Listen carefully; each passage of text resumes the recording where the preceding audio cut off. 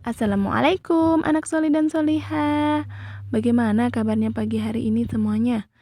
Mudah-mudahan tetap sehat dan tetap semangat. Hari ini bersama lagi nih dengan Ustazah. Kita belajar tematik. Tema 2D, subtema 4, pembelajaran 5 dan 6. Wah, tidak terasa ya kita sudah ada di tema terakhir nih solih dan solihah. Nah, sebelum memulai pembelajaran, mari kita sama-sama berdoa. Sikap berdoa, tangan diangkat, kepala ditundukkan, berdoa dengan khusyuk. Amin. Alhamdulillah kita sudah berdoa ya soli dan solihah. Insya Allah kita siap untuk belajar dan mengikuti pembelajaran dengan baik hari ini. Amin. Ya, ayo kita membaca. Nah, keluarga Nina mengelola sampah dengan baik. Mereka membuang sampah menurut jenisnya.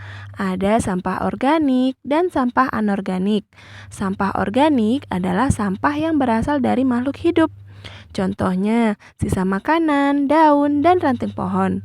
Sampah organik dapat diolah menjadi pupuk kompos. Sampah anorganik berasal dari benda tidak hidup, contohnya kaca, plastik, dan logam.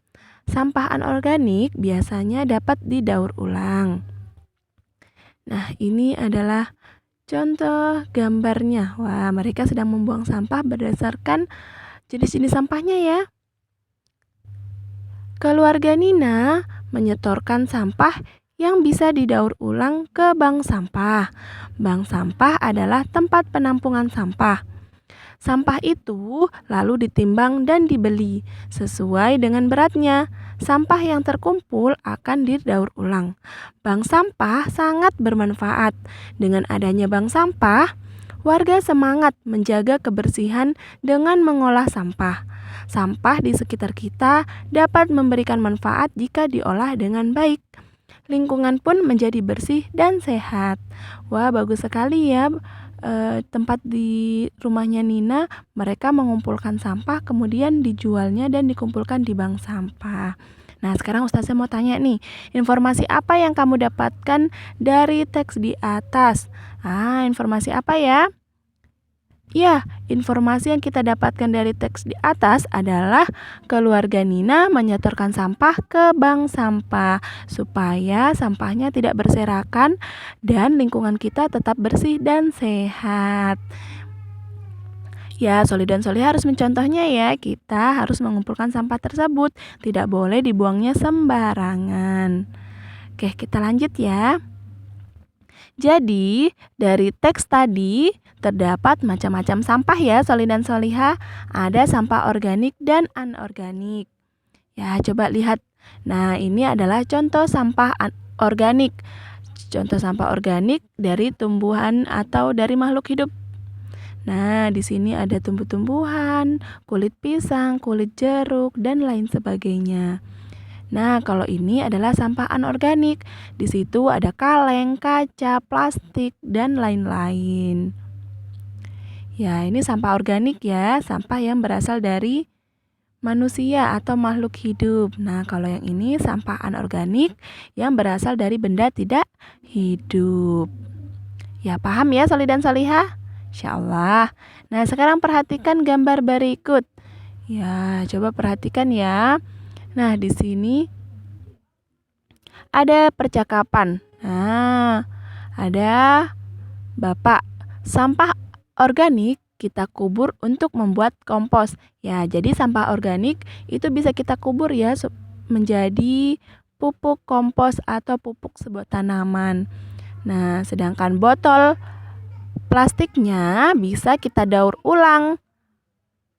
Nah, ini Tony dengan Ibu. Misalnya untuk menampung cairan pembersih lantai. Nah, tuliskan hasil pengamatanmu terhadap pengelolaan sampah di atas. Bacalah di depan ayah bunda di rumah. Nah, silakan kalian bisa menulis hasil pengamatan ya dari pengolahan sampah. Kemudian bisa dibacakan di depan ayah atau bunda di rumah.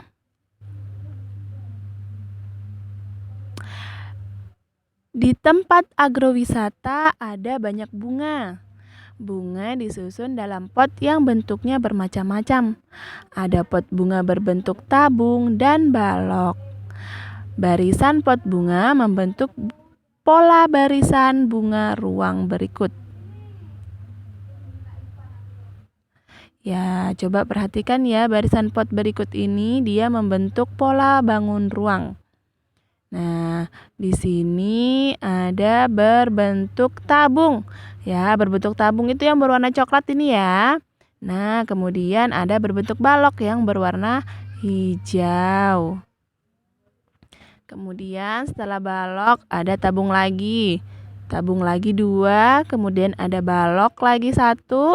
Kemudian ada tabung lagi 2. Nah, sekarang coba Soli dan Soliha susun barisan pola bangun ruang berikut ini. Nah, ada tabung, kemudian balok 2, tabung lagi, kemudian balok 1 dan titik-titik. Kira-kira di titik-titik itu gambar apa ya? Tabung atau balok? Wah, Masya Allah, benar. Gambar adalah balok. Jadi, setelah tabung 1, kemudian ada balok 2, tabung 1, ada balok 1, berarti baloknya kurang 1. Jadi, di sini ditambah 1 balok. Jadi, 2 balok ya, Soli dan Soliha. Insya Allah mudah ya, Soli dan Soliha. Ya, mudah dong. Wah, alhamdulillah kita sudah berada di akhir pembelajaran. Untuk Soli dan Soliha, silahkan buka buku tematik tema 2D, subtema 4 pembelajaran 5 dan 6. Silahkan kerjakan halaman 99, nomor 3 dan nomor 4 ya, Soli dan Soliha.